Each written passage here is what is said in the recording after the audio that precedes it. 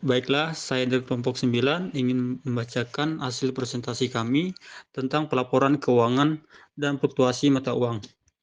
Yang pertama, pengertian pelaporan keuangan. Pelaporan keuangan atau financial reporting adalah segala aspek yang terkait dengan penyediaan dan penyampaian informasi keuangan.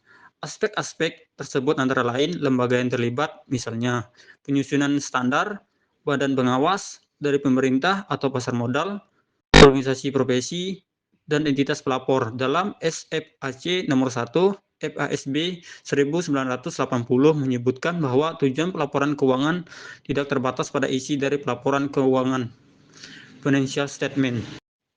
Peraturan pelaporan keuangan di Indonesia. Peraturan pelaporan keuangan di Indonesia diatur mengenal ketepatan waktu penyampaian pelaporan keuangan. Peraturan mengenal ketepatan waktu tersebut diatur oleh Badan Pengawas Pasar Modal Bapepam dalam Undang-Undang Nomor 8 Tahun 1995 dan Peraturan Bapepam Nomor X K2 Keputusan Ketua Bapepam Nomor 80 PM 1996 tentang kewajiban penyampaian pelaporan keuangan berkala. Setiap perusahaan publik wajib menyampaikan pelaporan keuangan tahunan yang sudah diaudit selambat-lambatnya 120 hari sejak tanggal berakhirnya tahun buku. Lampiran Keputusan Ketua Bapepam Nomor KI 36 PM 2003 tentang kewajiban penyampaian pelaporan keuangan berkala untuk memperbarui Keputusan Ketua Bapepam Nomor 80 PM 1996. Tujuan pelaporan keuangan. Pertama, pelaporan keuangan memberikan informasi yang bermanfaat bagi investor dan kreditor dan pemakai lainnya dalam pengambilan keputusan investasi, kredit, dan yang serupa secara rasional. 2. Pelaporan keuangan memberikan informasi untuk membantu investor, kreditor, dan pemakai lainnya dalam menilai jumlah, pengakuan, dan ketidakpastian tentang penerimaan kas bersih yang berkaitan dengan perusahaan. Ketiga, pelaporan keuangan memberikan informasi tentang sumber-sumber ekonomi perusahaan, klaim terhadap sumber-sumber tersebut, dan pengaruh transaksi, peristiwa, dan kondisi yang mengubah sumber-sumber ekonomi dan klaim terhadap sumber tersebut. Keempat, pelaporan keuangan memberikan informasi tentang hasil usaha suatu perusahaan selama satu periode.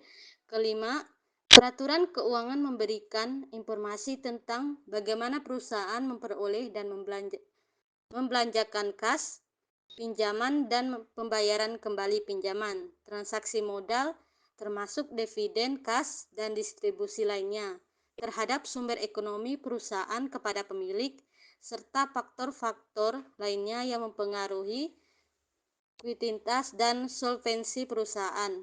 Keenam, pelaporan keuangan memberikan informasi tentang bagaimana manajemen perusahaan mempertanggungjawabkan pengelolaan kepada pemilik atau pemegang saham atas pemakaian sumber ekonomi yang dipercaya kepadanya. Ketujuh, pelaporan keuangan memberikan informasi yang bermanfaat bagi manajer dan direktur sesuai kepentingan pemilik. Baik, di sini ada pengertian fluktuasi mata uang. Fluktuasi nilai mata uang adalah nilai turunnya harga suatu mata uang dibandingkan mata uang lainnya.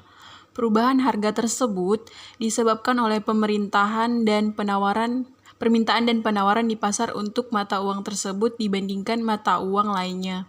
Nilai mata uang suatu negara bisa berfluktuasi karena dipengaruhi oleh naik turunnya permintaan dan penawaran atau demand and supply terhadap mata uang. Mata uang yang akan cenderung naik jika permintaan melebihi penawaran, sedangkan ketika jumlah penawaran lebih banyak dari permintaan, maka nilai mata uang akan cenderung turun. Adapun beberapa faktor yang mempengaruhi permintaan dan penawaran mata uang antara lain. Yang pertama ada kebijakan pemerintahan, kedua kondisi ekonomi negara, ketiga faktor tak terduga, misalnya bencana alam atau kerusuhan yang bisa segera mempengaruhi kondisi politik perekonomian dan lain-lain. Peran bank sentral dalam terjadinya fluktuasi nilai mata uang. Aktivitas ekspor-impor sangat bergantung kepada nilai tukar. Tidak ada satu negara pun yang dapat memenuhi kebutuhannya sendiri. Karena itulah, mereka melakukan transaksi dengan negara lain menggunakan nilai tukar mata uang yang sedang berlaku. Bank sentral akan mengeluarkan kebijakan-kebijakan tertentu untuk mengontrol fluktuasi nilai mata uang yang tak terkendali. Di Indonesia, Bank Sentral adalah Bank Indonesia. Permasalahan yang sering dihadapi oleh Bank Indonesia adalah sulitnya melakukan penyesuaian pasokan dihadapi oleh Bank Indonesia. Untuk itu, kebutuhan yang berkaitan dengan transaksi bisnis dalam mengatasi permintaan uang dengan tujuan spekulatif, Bank Sentral akan melakukan penyesuaian tingkat suku bunga agar seseorang investor dapat membeli kembali mata uang bila cukup tinggi. Akan tetapi dengan semakin tinggi sebuah negara menaikkan suku bunganya, maka kebutuhan untuk mata uang akan semakin besar pula.